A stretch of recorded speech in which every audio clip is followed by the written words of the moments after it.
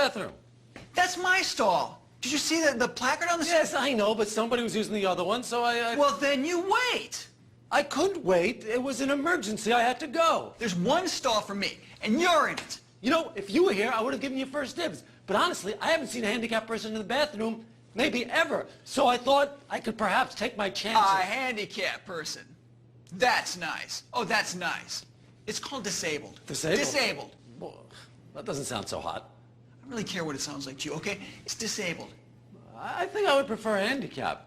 God, do you know how archaic that word's handicapped person? That's like demeaning, don't you know? I'm a disabled person. Sorry. You're sorry. Oh, sorry. Now you've learned a lesson. Please, don't ever go in my stall again, all right? Fine. Okay. Thanks so much. You're welcome. I appreciate it. You're welcome. Douchebag. Okay, today we have one of the most real, down-to-earth, and talented actors that I know. And I'm just going to go into it. My friend, Michael D'Amore. Hello, folks. Hello, folks. How are you, mister? I am well, thank you, given the givens. Yeah. It's a crazy time, isn't it? Crazy. Yeah. Somebody said at the beginning of all of this stuff that it was all a hoax and it was just going to go away with a little warmth, and that hasn't happened. And I'm very disappointed because this gentleman usually steers us right.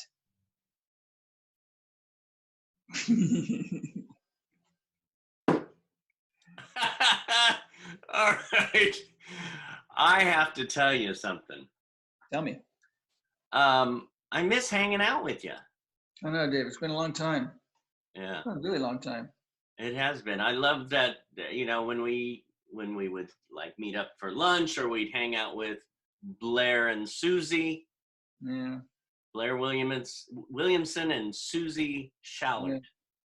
You know what I'm doing with Blair these days? What? We're Blair's still doing his Saturday morning class, but he's Zooming. And so I've been participating, not consistently, but fairly consistently, and it's fun. It's a group of about eight or so students, and Mary and Jerry, and sometimes myself. It's so I get to see Blair. Blair is Blair. Blair is classic Blair. Oh, that's very nice. Very Yeah, nice. but getting back to what you said, yeah, it was nice. It was nice being together. Yeah, yeah.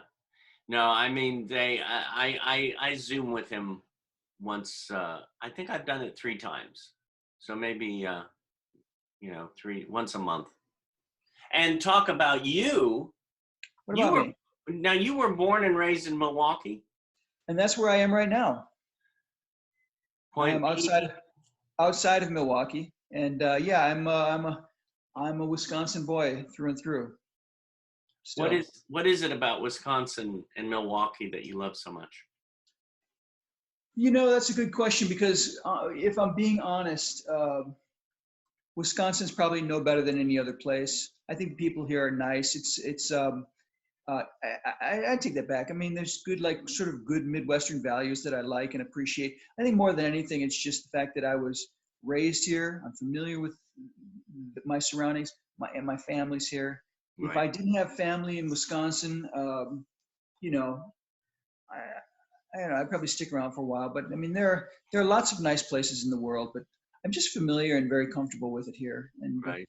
And so you know, we were talking earlier about COVID. When things started to fall apart in the very early days, we didn't know that it was going to devolve into this crap, but we knew it was possibly going to get bad. And I said, you know, I'm just going to go home. Better to be here, which is first of all a nicer physical place, but not be alone, you know, in my apartment in California. So right. Better to be home. So that's. Well, that's so interesting. You're saying that because I so want to be with my mom, with my brother, and then also with my uncle, because I love my family is so important to me. Yeah. And I mean, I always talk about my other, you know, my extended family, who I'm so blessed at that I have that. Right. But talking about the blood family, it's nice, you know, I could Zoom them and this and that, but it's not the same, you know. No, it's not the same. And there's there's a bond there that just maybe I shouldn't speak for other people, but it seems to me there's bond for most people a familial bond that is unbreakable. You know, it's very special. Yeah. You can have extended family, like you mentioned, and I know that you have a lot of people around you that you love very much like family, but it is different. It is just different. Yeah. Well, I'm glad you're there. And you're the youngest of four? Mm-hmm. And are they all there too? Yes, with the exception of my brother Dave, who lives in Costa Rica, and he was here for a while. He's got some stuff going on down in Costa Rica, and they were shut off. They closed their borders, and they flattened the curve very early because they took it seriously. Anyway, there was a single flight that was going down, and long story short, he was able to get on it, and so he went back down to Costa Rica about a month and a half ago, something like that. And he's been there for a while. Yeah, they were very smart about it, and they people took it seriously, and it's still around, but not like it is here. Right. Yeah. So, what was the first play that you ever did? What was that first moment you said, I want to be an actor? Well, being the youngest of four and always having the attention, on me it was very important, because I was that kid, that obnoxious little bastard. I remember doing plays in elementary school and kind of loving it. And but again, growing up in Wisconsin, I never really thought about doing it seriously. I was in a play in my senior year. It wasn't even a play; it was the Senior Follies. And, yeah. And I did it because it was kind of the thing to do, and you could, I can't sing. I've said many times I can walk better than I can sing. So I'm just not. I never thought about actually being in a play because I cannot sing for the life of me. But this was Senior Follies, and it was kind of like everybody was involved, and I did it, and I got a couple of roles on it, and I really loved it. But again, the thought of really being an actor just wasn't a real thought, because it's Milwaukee. And I just thought, well, you don't become an actor in Milwaukee. So. But then you moved. And then I moved, and then it was an actor. and then like I said, it was always kind of intriguing. Not just being an actor, but being in the industry in any capacity. But of course, being an actor was the thought was exciting to me and interesting. And the thought was really, at this point, now when I'm in California now, by this point I'm in a wheelchair, and I'm thinking, well, what's the worst that can happen? They can say no, and it's not going to be terribly humiliated. So I'll give it a try. When did you? I mean, you were going to school. Yeah. And then that's when you got into the wheelchair? Or? Well, no. I was in college after my second year of college, between sophomore and junior year of college. I broke my neck in Wisconsin, diving into the water off of our pier. And then I finished up school down in Florida, and then after Florida, I went to California. But in the meantime, right after my accident, right after I got out of rehab, I came out to California. Yeah. Los Angeles, Westwood, for some rehab. And so I spent 6 months, something like that, in California, became very familiar with Los Angeles and loved it. And I wanted to come back, ended up coming back. And I've been sort of a quasi-permanent resident ever since 1988. Now, what was it about California that had that, I got to be there instead of Milwaukee? It was everything. It was new. It was interesting. There were movies being made. It was kind of exotic. The things happen in LA that don't happen in other parts of the world. And I loved the weather, of course. I loved kind of the excitement of the speed of life that goes on there. People say everything's easy in LA, and it's not. It's not slow and laid back. It's not. It's kind of exciting at all times, and kind of not so nice sometimes, but it's a different life. It's a different life. So so I was intrigued by that, and keep in mind I was much younger then as well, and so I just kind of was drawn into it. Now, had you studied it in college? Is that what you were? No, What was your focus in college? biology. I've got a degree in natural science. Yeah, So you could have been a doctor. I wanted to be a doctor. I still wanted. It's still one of my biggest regrets that I didn't go to med school. I look back on it, and the thing is, being a doctor and going to med school in particular is such a drain. Yeah. It is so physically demanding and mentally demanding as well, of course. And I thought, well, I'm in this chair now. I don't think I can do it. And I just kind of, I went through the motions and sort of, I got my degree and didn't worry about my grades, and I just kind of did my thing and kind of gave up on the idea. And part of me understands it still, because it would have been difficult. And I don't know if I had it in me to do it. Another part of me says, biology and medicine is something that's very intriguing to me. And like anything else, if you like something, if you're interested in something, you'll excel. Yeah. So I do regret not going forward, or at least not trying to go forward. But anyway, yeah. So I got my degree in natural science from Florida. Getting back to it, I had been out in California for some rehab right after my accident. So I was familiar with the city and with the state, and just came back.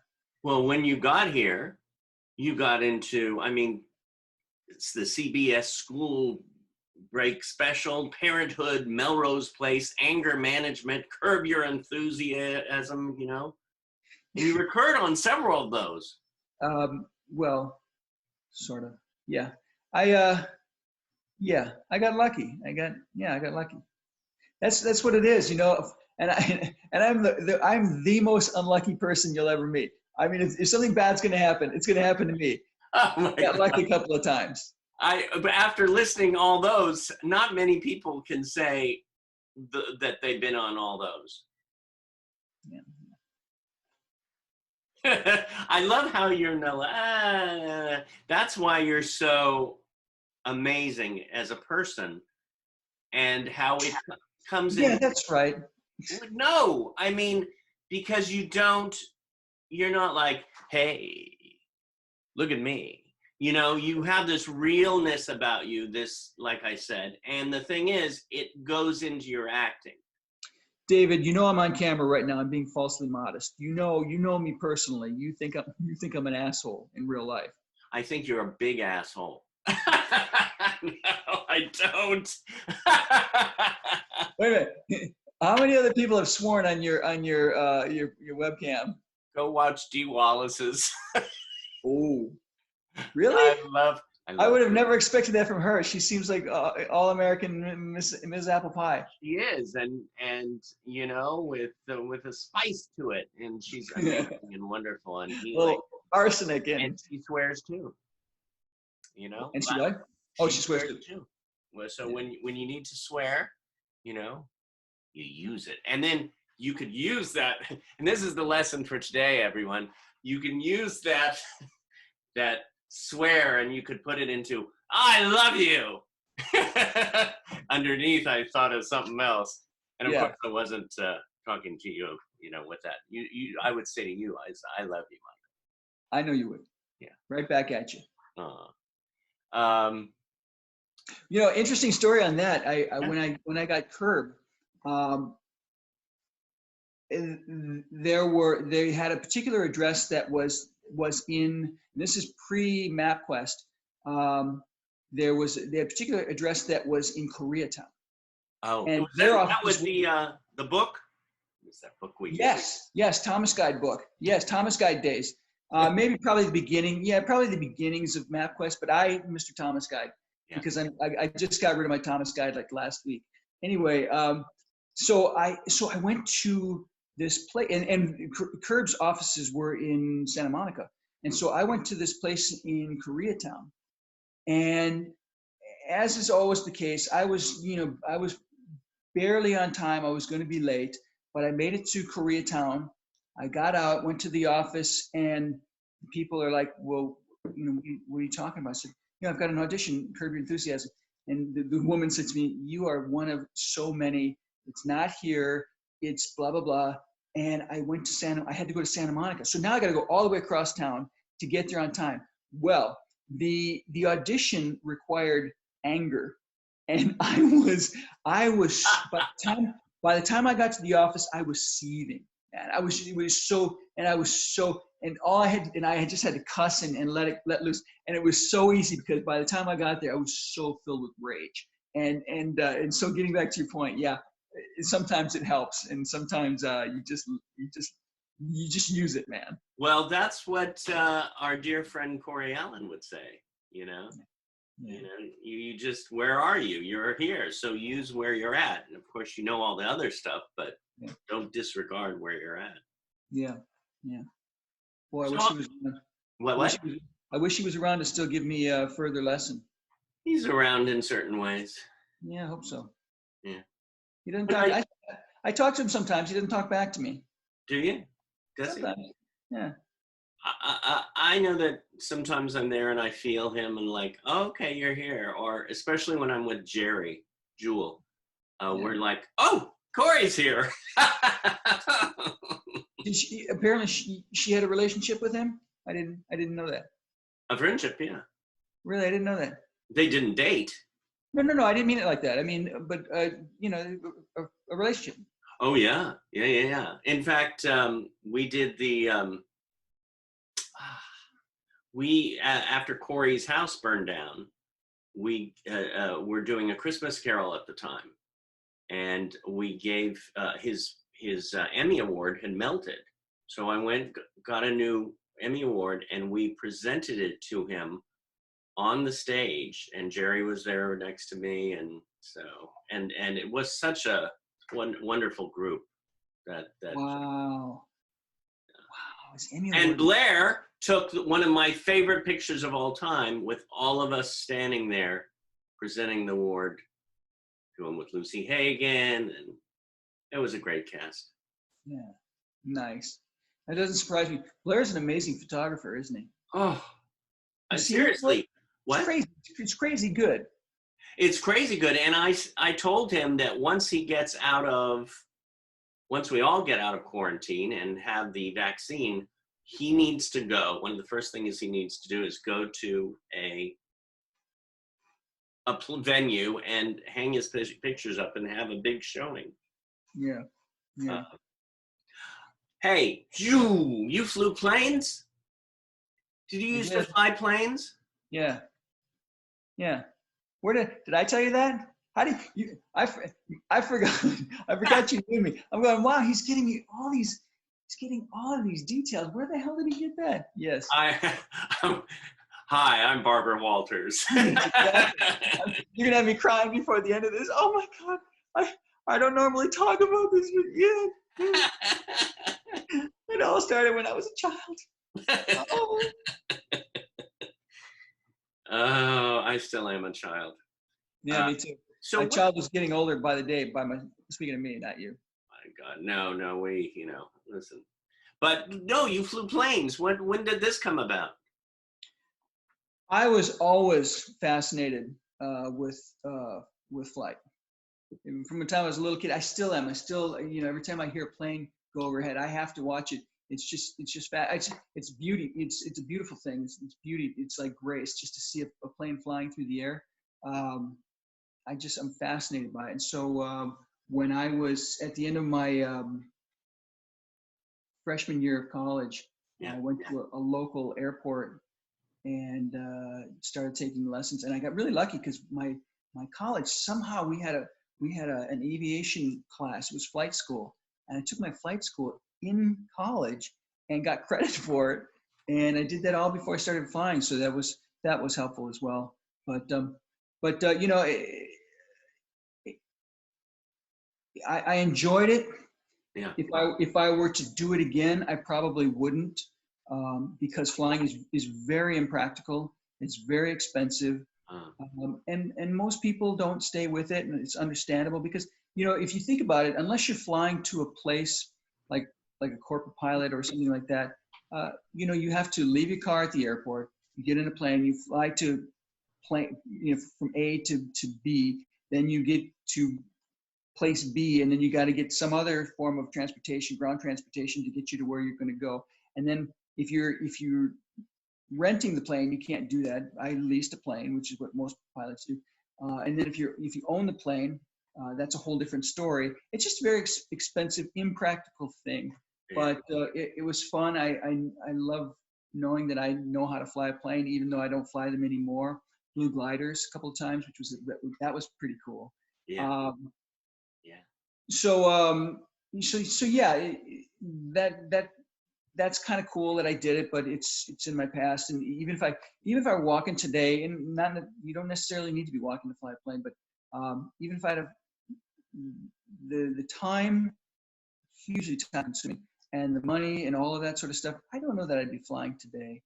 Plus, it's not the safest thing in the world. Yeah. It's Well, just, you. I mean, it seems like you really went after some on the edge kind of that's what it thing. was. Well, it was something that I guess that I could say I'm actually kind of proud of that. It was something that I did go after that most people don't go after. But I thought it was an interesting thing. I thought it was an exciting thing. And I said, you know what, I'm going to do this. Mm. And I went out and did it. And it was not the normal thing to do, but it was, like I said before, like talking about medicine, if there's something you're interested in, you're going to pursue it. You know, you should at least. Like writing a novel.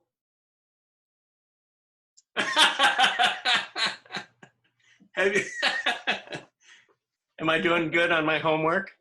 God, David, I talk too much. I talk way too much. Well, tell me, what was the title of your novel? The title of my novel is Mornings in England, and yes, I did write it. You want to say anything more about it? What would you like me to say? Where does the title come from?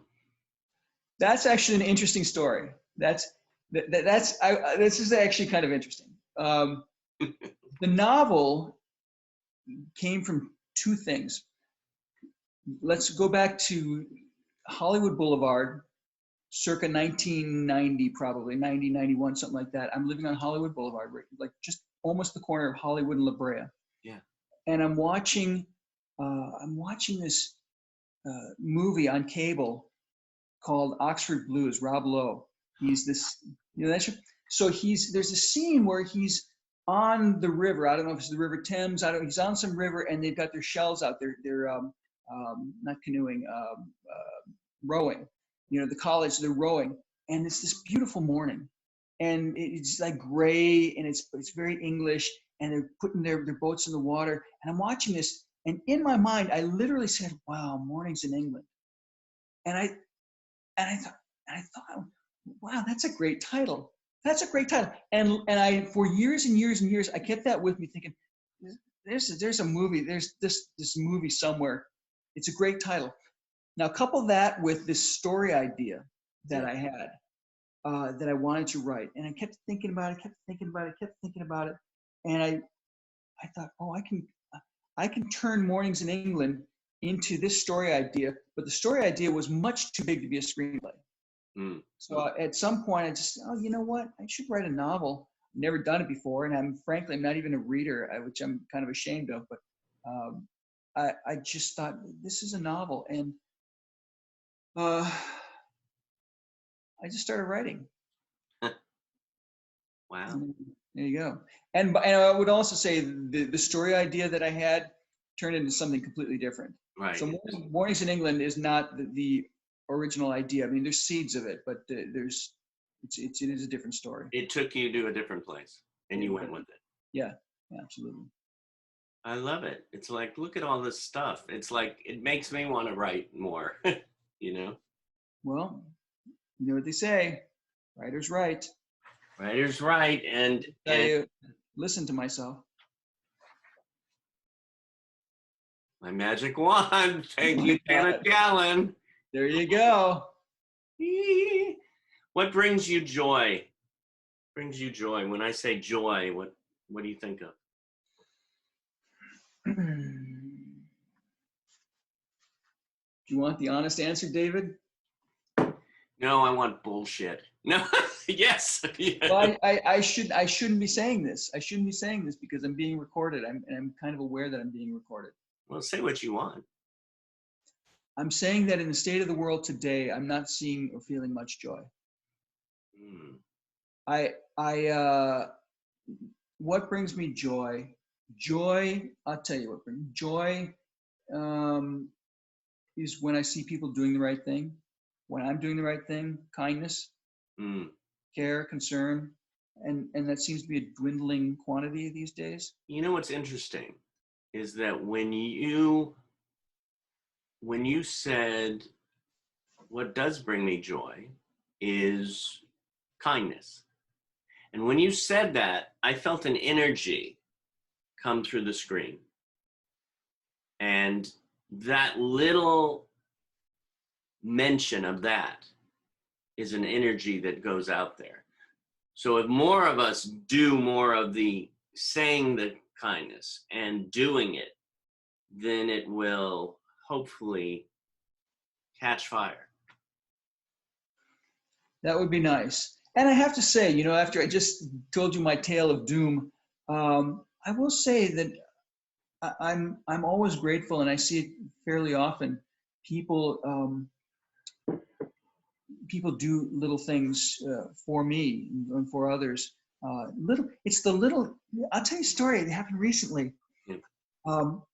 I shop all the time for the household. I go out in the morning and do the stuff. And I had this big heavy thing of litter for the cat. Litter. It's this 40-pound thing, and I couldn't get it out of the cart.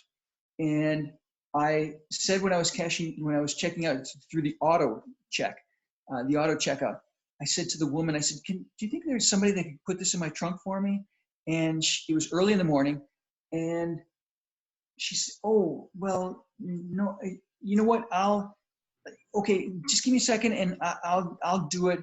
And she was really hesitating because she was doing her job. And this woman behind me, this young 20, mid 20, late 20 woman says, I'll do it. And I turned around and I said, what? She said, no, I'll go out. I'm following you out. I mean, I'm checking out after you anyway. I'll follow you out, put it in, I'll come back. And this woman came out, put the litter in the trunk for me. And it was just such a simple thing, but it was so nice. Mm. It was so just generous and thoughtful and considerate. And it went a long way. It was such a simple act, but it went a long way. And this was some time ago, and it stayed with me. I mean, these are the things that we need to do. Those are the beautiful things that, yeah, more of that. Come on, more. Yeah. What do you want the most at this moment in your life, as Corey Allen would say? I would say good health for everybody. Yeah. That's what I like at this moment. How about you? Oh my gosh.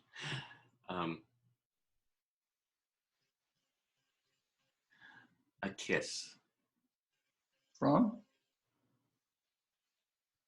I don't know. I was on Facebook the other day, and somebody said about, when this quarantine is over, and I says, I was at my dentist office the other day, and I was sitting in the waiting room, and all of a sudden I just blurted out, I says, when this is all over, the first person I see, I'm going to just run up to and kiss them.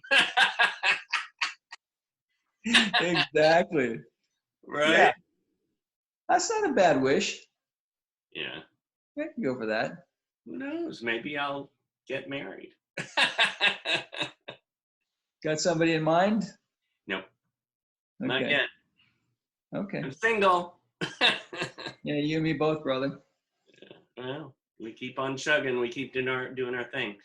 Oh, one last thing I had to say is I remember that time where we had the cast party for The Beautiful People, and you interviewed Corey Allen, and I love that. I remember that. Yeah, that was great. Corey was in rare form that day, and he had some things to say. I remember that. Boy, Corey was a special guy. I mean, I just loved him so much, and my only regret is that I didn't know him sooner. I wish I had known him. It seems like I knew him a long time, but I probably only knew him a couple of years, 2 years, maybe 3 years. And I wish I had known him. I have such fond memories. Man, I would go up to his house, and we'd just sit out on the balcony. We'd eat a popsicle, or we'd have some lunch, and we would just talk. Yeah. We would just talk, and he had just wisdom and just funny stuff to say, and kind, nice things to say, and it was anything goes. We just talk, and it was nice. And God, I miss that, and I really loved him. I really loved him. Yeah, good guy. Yeah, he was loved. So I look forward, after quarantine, beside finding anybody on the street to kiss, to see you in another TV show or movie. I look forward to it. Me too.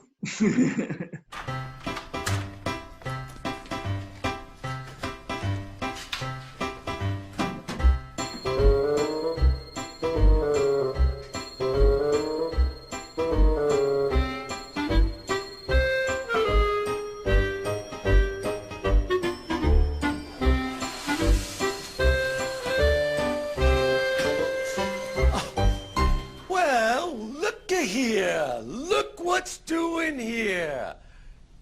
Aren't you supposed to be in here? It seems to me you're using the wrong toilet. Am I? Somebody was in there. I had to use the normal one. Really? First of all, we don't like to be referred to as normal, okay? We're able-bodied. Able-bodied, not normal. That's like from the 80s. Who doesn't know that? I had to go to the bathroom. Somebody was in there. Well, then you wait. You wait. Women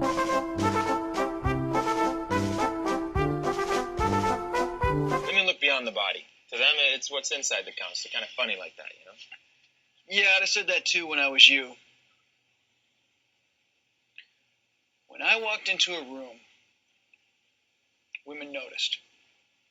You know, the moment I broke my neck, I became Mr. Invisible. No, actually, I became pitiful. Because they still notice, but now they give me that smile.